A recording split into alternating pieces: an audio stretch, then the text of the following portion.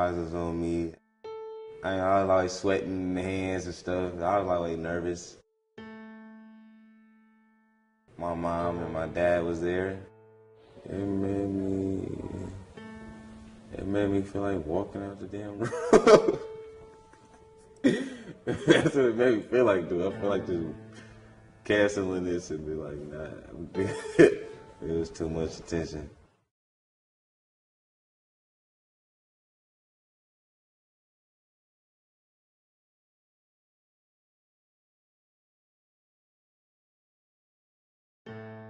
Good evening. I'm really, really happy to see all of the people here to support my man.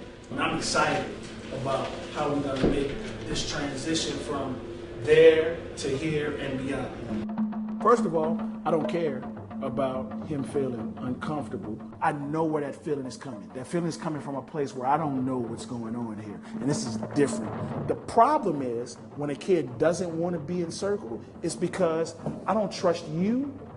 So I can't trust that process. So we have more relationship building to do. So Pierre? I like the quote, self-sufficiency isn't a destination, it is an everlasting journey. Yeah. This is going to be our talking piece. When you have the talking piece, you're the only one that's talking. But it gives everybody else permission to listen. So the listeners are the most important. We may do a round. So when you were a kid, what you wanted to be when you was little.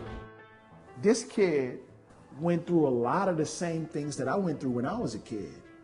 And if not me, definitely somebody that I know. It allows us to empathize when everybody has to answer those questions. When I was a kid, I always loved working with kids. And so I found the field in school psychology. And when I was a child, I remember my main thing was wanting to be a cosmetologist. To be actually still now. I wanted to be a race car driver. As a kid, I wanted to be a preacher. When I was a little girl, I really wanted to be a singer. I just want to make my community better. I've always wanted to be a healer. I think that I'm in the process of doing that now. I always wanted to be happy, and I am. And when it gets to Cedric, we're all listening for My name is Cedric. what makes him like us. What I want to do, a lot of us can play football. It lets the people in circle know that we're all pretty much the same. We're here to welcome, support, and navigate him through this school year, and hopefully through the rest of his life. So in this next round, we're going to agree on the things that we need in order to be able to have this conversation. This talking piece gives everybody else permission to listen deeply. Without values, we're not listening deeply. We're waiting on our opportunity to talk. If there's a value that you don't agree with, we're going to do another round and say, I don't agree with that value, we'll talk about it. Commitment. Respect. Always speak your truth. Integrity. Compassion. Honesty. Forgiveness. Empathy. It's important to be connected. Discipline. I started noticing that I wasn't here to stereotype me. I was here to help me and see what was going on in my head. So I started to loosen up a little bit. Self-confidence. Last year I didn't have confidence. I would tell you, I always get kicked out of class for smelling like a pound of weed in class. So I was doing bad last year. An open heart. All right. We're going to talk about what do you have to give to support Cedric. And I want you to talk directly to Cedric. I'm the person who you can come to any time of the day. I am the person who will be your brother, who will be your uncle. I got your back. I got stuff for you. Come and get it. Especially our kids, study keeping it real. That's their whole life. Who's real, who's not real. And they can tell better than any one of us if you're keeping it real. And I say this in front of everybody because if I don't, I need all of these people to hold me accountable. I'm the person that's always going to be honest with you. I'm the person you can count on. I'm a person you can also just say, hey, I need to talk to you, even if you need that. But I'm also going to be that person that loves you to death. All right? And I am the person who's going to ensure that you will get your high school diploma and beyond with your life.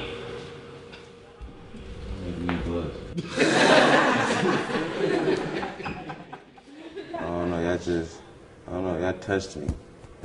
Y'all touched me. Y'all made me feel like I can do it. I'm gonna be the person that reminds you that you can be whatever you want to be. At first I couldn't trust them. But then they looked me dead in the eye. They started telling the truth about how they really felt and what they can do. So I was like, okay, I can give them a chance. I'm the person who you can relate to in school. I'm a person who is also walking the road of success, and I reach my hand out to you. Walking with me. Can I get all y'all to do a circle like this for me tomorrow? The change of the culture begins to form. So now we're going to talk about needs, which is kind of like the hardest thing that we need to talk about. Whatever your needs are, I don't want you to shy away from it. Let us say no. Don't assume that we're going to say no. For me, my number one goal is I want him to hear how each one of us are prepared to support him.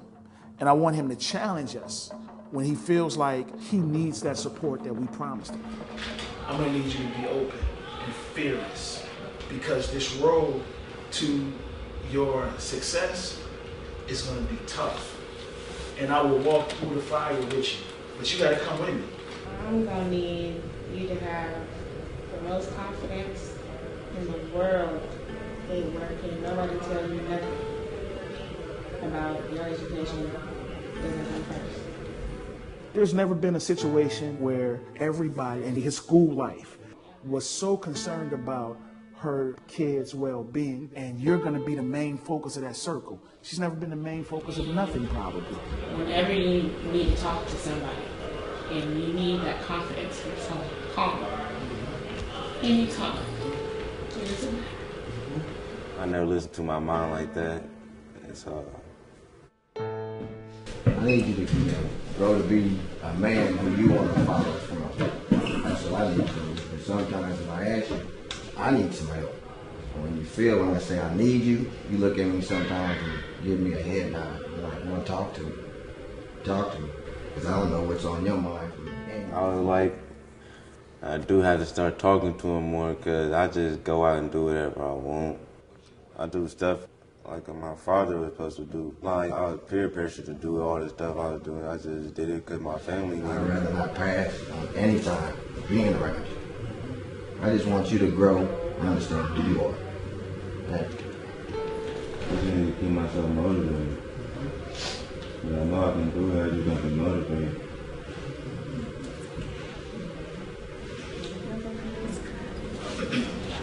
Everybody in this room got your back.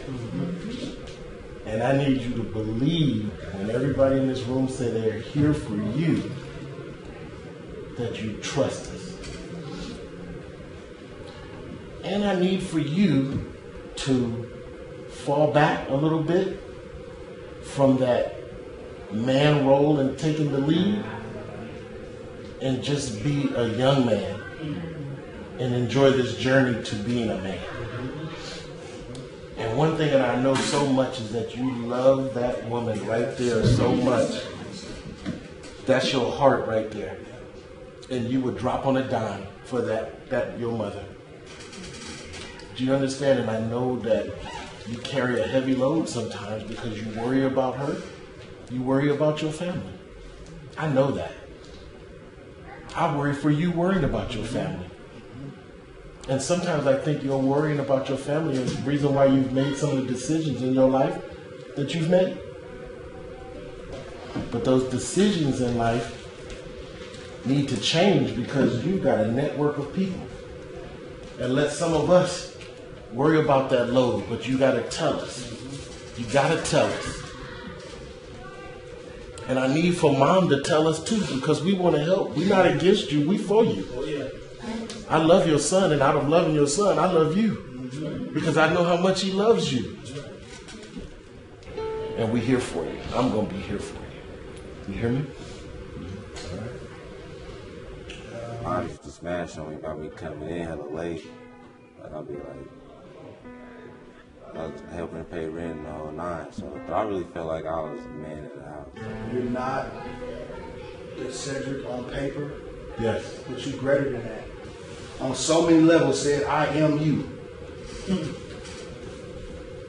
And I know there's some good things about me, but it took a long time for me to make those changes. And I had to accept people around me and accept the help that they were offering to give me, because I was so closed-minded thinking I had to do it all myself. I need you to continue to be more open and more honest, because it's all about your growth and development. And I need to, when there's something getting in the way, tell us so we can help you and be there with you. What I need from you is to keep coming back to the circle. Bring your successes to the circle to share with others, and bring your challenges back to the circle so we can support your needs. You need to know how important you are. You're here to do something. I don't know what that is, but it's up to you to figure that out. I need to break away from the script, and I need to ask Mom, how can we support you? That's where it all comes from. Basically, I just need everybody to support my side. Can I have that? Please. Mom is in need. If anybody knows any jobs, because I know that's what be on his mind all the time. I probably wouldn't be into this if he wasn't struggling. I just did it because my family needed it. On campus go-to person. That will be me. What supports are necessary for the student's success, and how will he receive it? What do you need help with? Academically. I need you to know tutoring will be available. We have other resources on that that's not in this room, and I'll introduce you to all those tests. Who will monitor the plan? Contrell's going to monitor the plan. Michelle is going to monitor the plan. KP going to monitor the plan. Mama going to monitor the plan. Have you had an internship yet? I'm currently in an internship right now. Excellent. This is what your plan looks like. Let's come back in 30 days. We're going to look at the progress. Next time we meet, we're going to celebrate. We're going to end this conference by showing Cedric and his mother some love. So everybody, if you would just line up and just offer Cedric and his mother a hand and a smile, and we're just going to show him some love right now. I never got along with teachers. It's really heartwarming for me to sit in a collaborative. And it's time for us to stop being cowards and fix the mess that we made. This is my first circle, and my heart is dancing.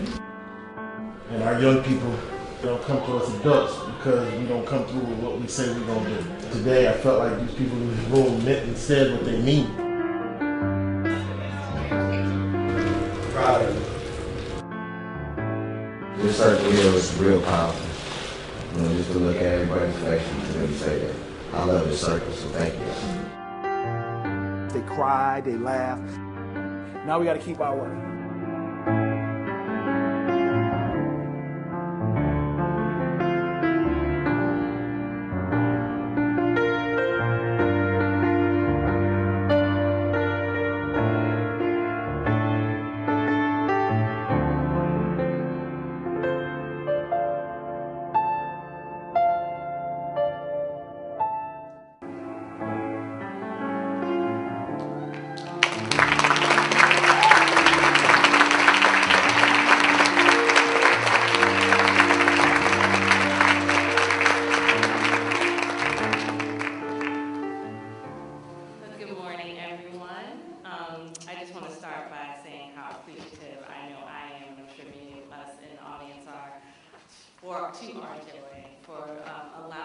For documenting these circles and allowing a lot of us to see the transformative power of them.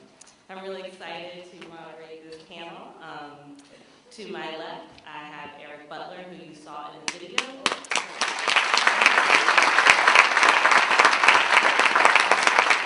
He has successfully facilitated grief circles in response to homicide and extreme violence in urban area schools as a part of Catholic Charities Crisis Response Program, and has worked with Youth Uprising as a lead mediator.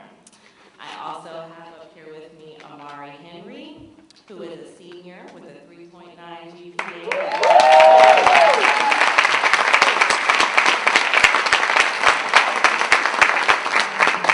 I'm really excited to be here with you, but I mean, I think we're talking a lot about young people, and so I think anytime we can hear from young people is really important. Amari has a strong interest in restorative justice and enjoys leading circles, and one day he wants to own his own business that helps children from the inner city so they won't make the same mistakes in life that he made. So, Eric, I want to start with you. You know, we saw the circle with Cedric, and so could you give us just some background about how you arrived at that place and the young man who was featured? Morning. Cedric was he didn't start school at the beginning of the school year. He was incarcerated. What happened was can y'all hear me? Because I can't hear. The year before, he had his family was going through some difficult problems. There were nights where Cedric didn't even eat, and he looked out his window and he saw a way to get that money that he needed to feed his family. And he lives in Oakland, and it was in the drug trade. So he decided that he would get a package, and he would try to sell that solely to feed his little brothers and sisters. His mom had a drug addiction. Cedric was successful for a little while selling drugs. As you can see, Cedric was a little guy, so he thought that he had needed something to protect his interests. So Cedric got himself a gun, and he bought the gun to school with him. He bought the gun to school with him, to school. He went to school with the gun. So he didn't have to go to school, but he had to go to school. So one day, while at school with his gun in his backpack, it probably was the first period. He takes his backpack off, put the backpack on the floor, the gun goes off in the classroom. Thank God nobody was hurt, but Cedric served almost a whole year in juvenile hall. After getting out of juvenile hall, of course, all of the schools, they have a choice on whether or not to accept him into the school. I work at Ralph J. Bunch's continuation school in West Oakland, and when they send us those data report sheets with all of the disciplinary things that a kid is going through, we never even look at them. So we didn't even know what Cedric had done, but we did know that Cedric had needed to have a re-entry circle. This circle isn't different from any other circle that we do at Ralph Bunch. Every single student gets a re-entry circle. I found out about what he had done maybe a couple of days before actually putting the circle together. The people that were in circle, it's just part of my privilege to know a lot of folks that would be willing to help, and we all have that privilege. So I just gathered a bunch of my friends who work in the same industry, and some of the people that was working closely with Cedric, and just developed a circle of support around him. And Cedric went throughout the school year. It was difficult for him. And most of those people that were in that video supported Cedric the way that they said that they would. Cedric also graduated from Bunch last year with a 3.0. He started. He went to junior college for a little while, and we assumed the best after the circle. We're going to talk a little bit later about assumptions, but assuming the best about Cedric gave him the confidence to come to school. Everyone's going to come to school every day anyway, but gave him the confidence and, like he said, the self-determination to do the work. It wasn't us. It was awesome. We just provided a safe space for him to be able to do what he authentically already knows how to do. Great. So, Amari, I want to go to you next. So you participated in circles yourself. So could you tell us a little bit about yourself and your experience with circles as well? A little bit about me is, I try to maintain my GPA and go to school as much as I can, because I got little sisters and brothers that I need to support, show them how it's really done, and they don't need to be in the streets and stuff like that's not where it's at. You know, just go to school and handle your business. And what was the other question? Your experiences with restorative practices. Yeah, my experiences with restorative practices, like before I came to school, I wasn't really into it. Like I wasn't really like feeling it. I wasn't really trying to associate with anybody. But then Eric like kind of opened me up, basically saying like he ain't scared of me. You feel me? Like he just saying he ain't scared of me. I'm like, oh, okay. And then like when he opened himself up to me, started telling me a little about him. And he started telling me like we basically like the same person. And I started like looked up to that. I'm like, we is kind of like the same person, especially hearing the story, start hearing what he really about. And I start comparing that to my life. Like, yeah, like I came from a little kind of a broken home a little bit. You feel me? Like mom and pop always getting into it, and I wouldn't really have nobody to really look up to like that. But I looked up to him because he just like, bro, I want you to come to this school. I need you to come to this school. This is where I really want you at. Or like he said, like the discipline record, like he never really looked at it. He's like, it's not you, bro. You feel me? You passed your KC, and you can basically graduate. And I want to graduate. That's what I really want to do. I want to graduate, so I can start something cool. And I like restorative justice because it's like it opens you up. It tell you go like say stuff that you ain't really never said before, and everybody get a turn to speak. Everybody get a turn to speak. One at a time, we all just listen to each other, give feedback to one another. Because it's not just helping one person, it's helping everybody in that circle.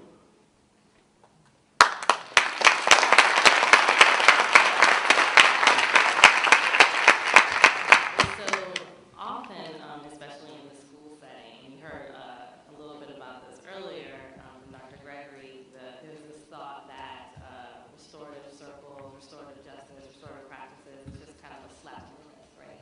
And, you know, there's no true consequences, you're not really holding young people accountable, there's no change in behavior. Can you talk about that idea, both of you, around whether or not that's true, whether or not that's been your own experience? Actually, this is one of my favorite questions. I love when people ask me, like, is this a slap on the wrist or are we really changing the behavior? And my answer is always the same. Like, yes, we do change our behavior. The adults on our campus changed our behavior.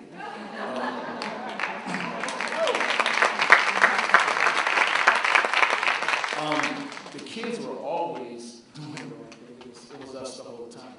And when we're in a circle as adults and we're having PD, professional developments and all that stuff, we're talking about kids in a different kind of way.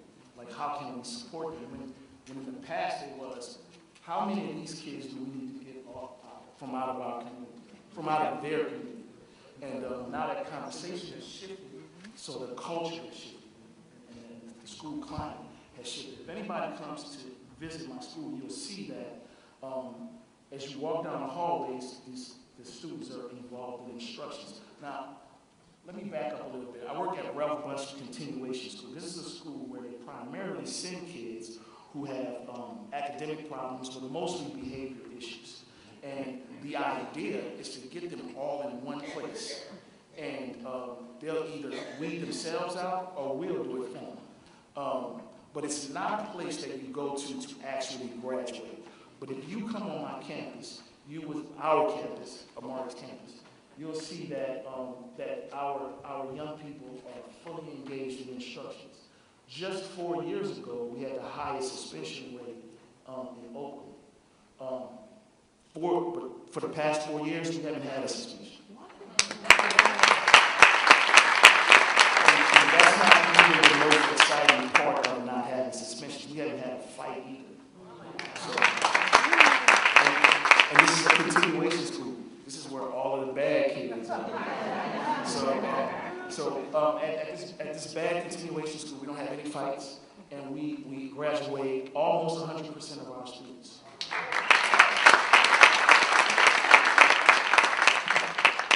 So I'm really glad you mentioned adult behavior. I have a really good friend who, often when we talk about this issue says, the young people are fine. The young people are fine, it's the adults. And so, Omar, to the same question, What does that look like for you as a student where adults are talking about students differently and interacting with you differently?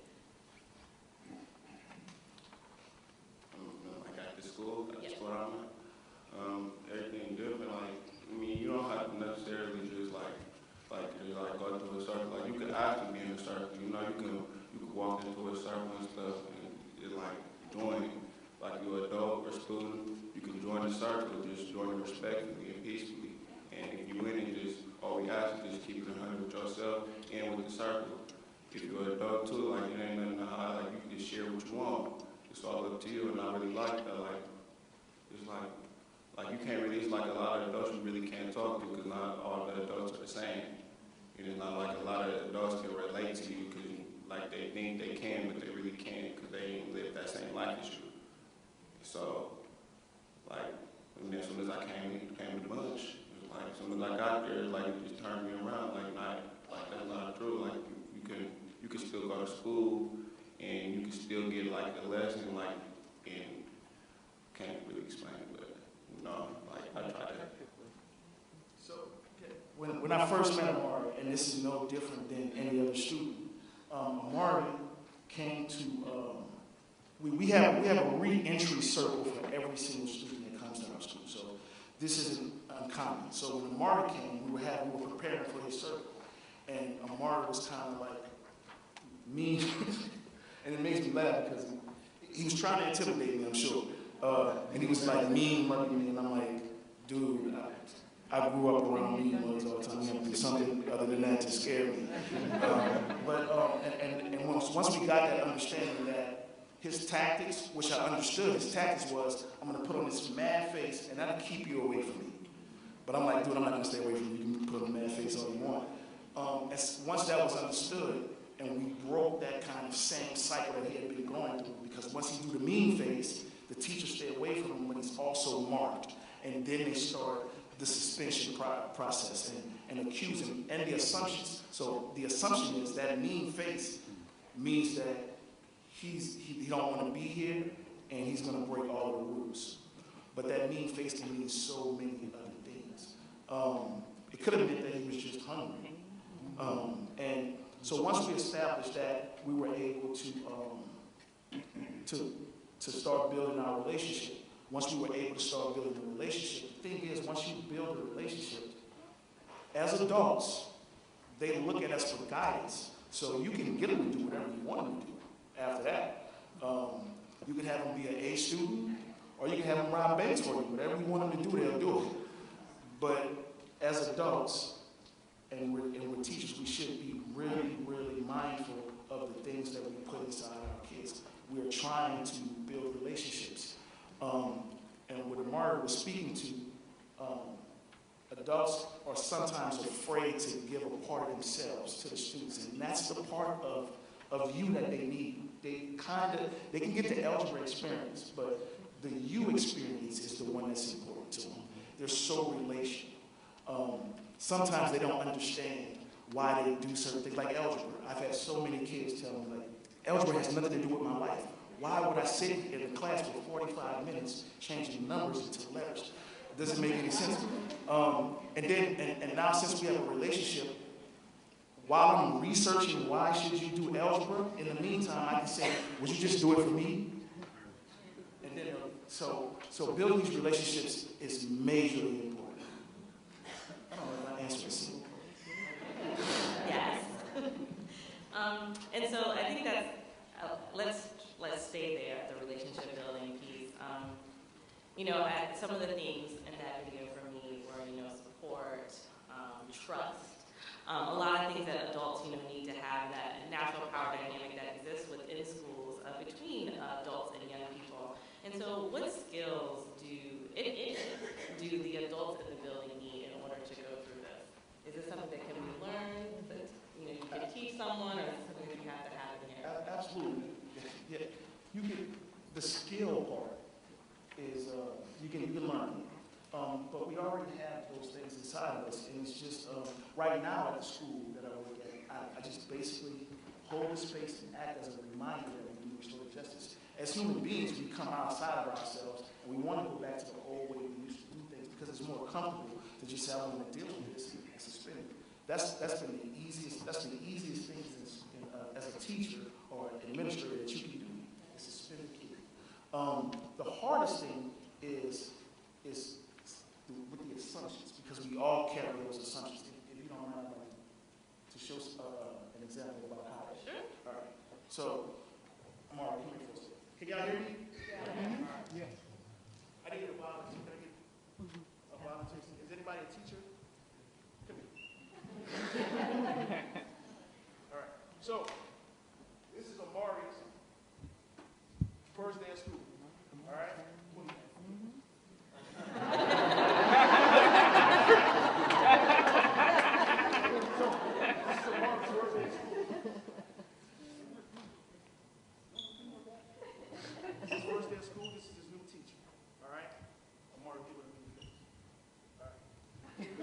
If I ask her what are her assumptions, she's going to say all of the nice things. So I want y'all to say, what's her assumptions about Amari? He doesn't want to be there. Take a step back. He's tough. He's tough. Take a step back. Bad attitude. All right. Let me tell you what I know about Amari. Amari is an expert at keeping it real, just like Cedric is. So all of those assumptions that she had, he knows before she even has a chance to articulate. So since she has those assumptions about you, what are your assumptions about her? Use the microphone. I said she don't really know me. Since you have said twice, you're going to step back. And I'm really a good student, and I would like to learn her class. Because you can see that she don't trust you. How do you feel about her now, personally? I feel like she don't want to teach me nothing. All right, take another step back. We haven't even met, and our relationship starts right here. That's right. Amen. First impressions. Are you prepared to be wrong? Are you ready to be wrong? Is that okay? Can you accept being wrong? You can smile, you can sit in the wrong. All right. It's a possibility that Amari is a great student. Take a step forward. Is it also watching for his parents? Is it also a possibility that this, what you see, is a part of his culture? It's a part of how it's what he sees on television. And he projects it back to the world. Okay, take a step forward. Is it also a possibility that you see Nima? All right. Is it also a possibility that the look on his face comes from a place of hunger? This is 8 o'clock in the morning, he ate yet. Is that possible? Take another step forward. Is there a possibility that Amari can step back more?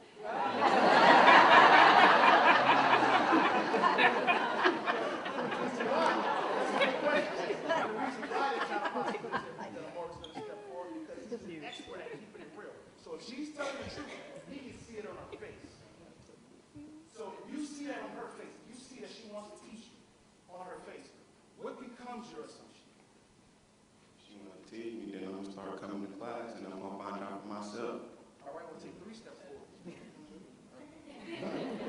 So, is it a possibility that you and Amari is going to have the greatest relationship? It's possible.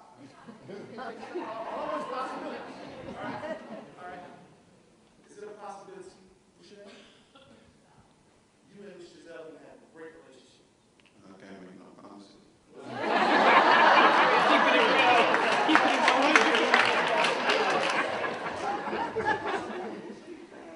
Yes.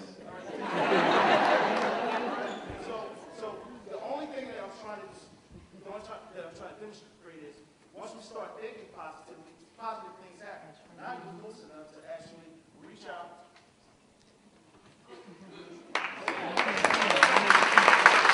And she said, always pull your pants up before you walk into my class. As adults, we legislate taste. And it's all about how I feel. It's not about the greater good for the community, because everybody in that community has their hands up. Well, that's respectful for you. And so now we have to have a broader conversation about what is respect for him and how do you not violate that both ways. All right, that's it.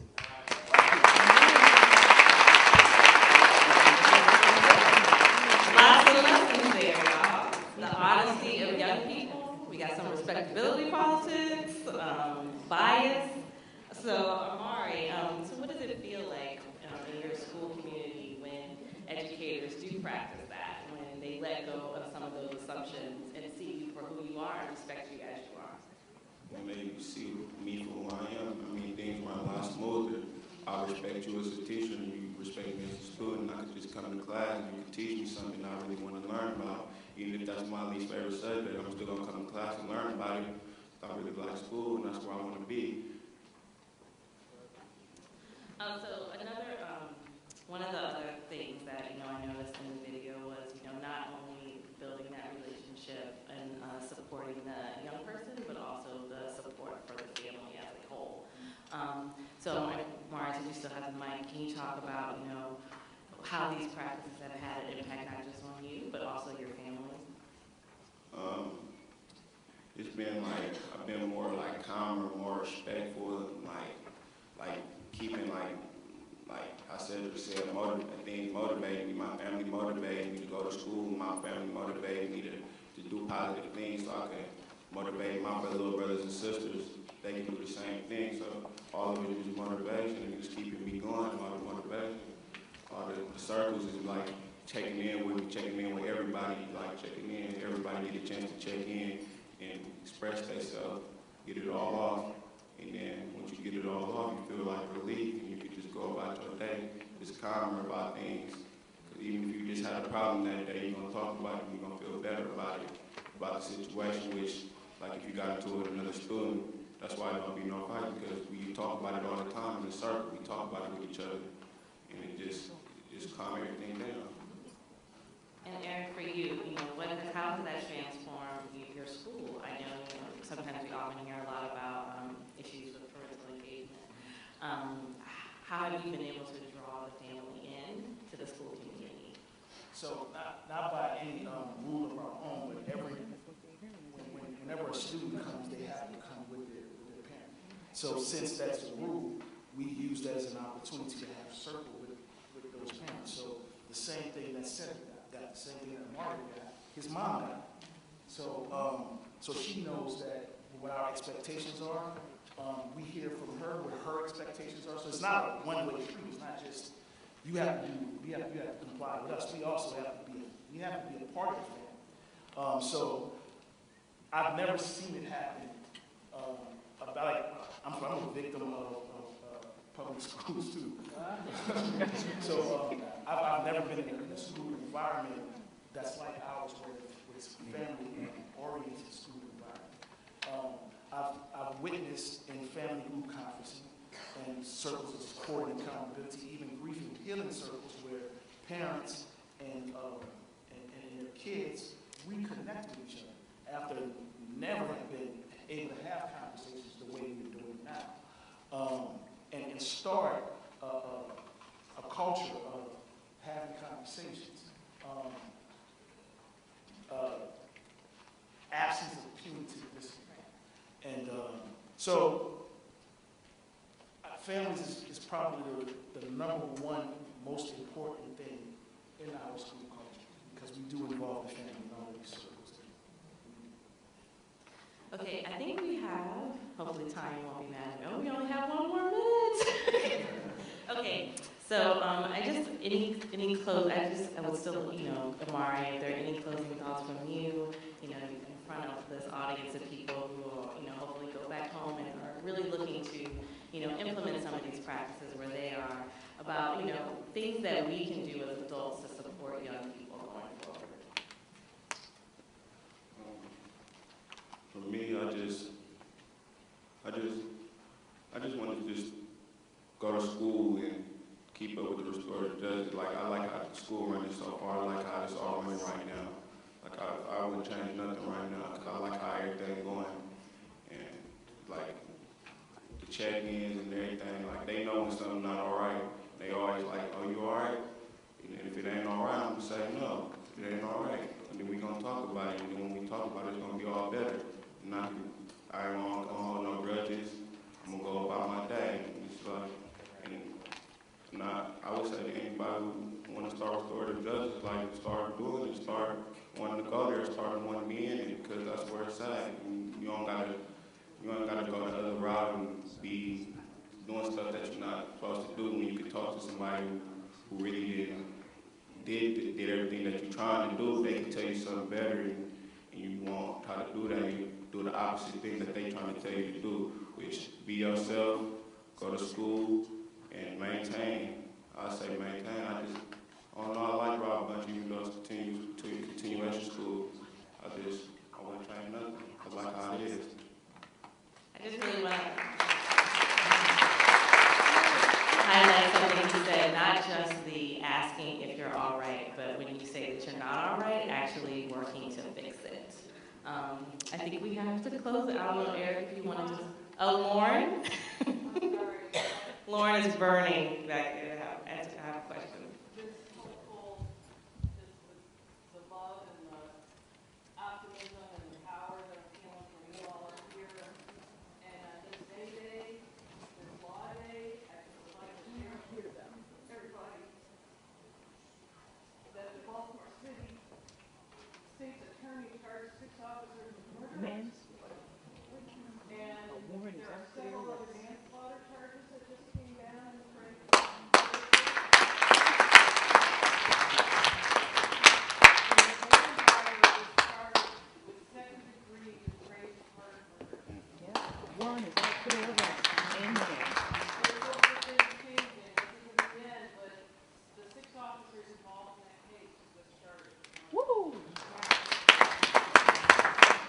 For those of you who don't know Lauren Abramson is with the Community Conferencing Center out in Baltimore. We know about the tragic circumstances that happen around Freddie Gray's death in Baltimore, and we often see, lives not valued. And so, thank you, Lauren, for that update and for that information. Eric, did you want to say anything?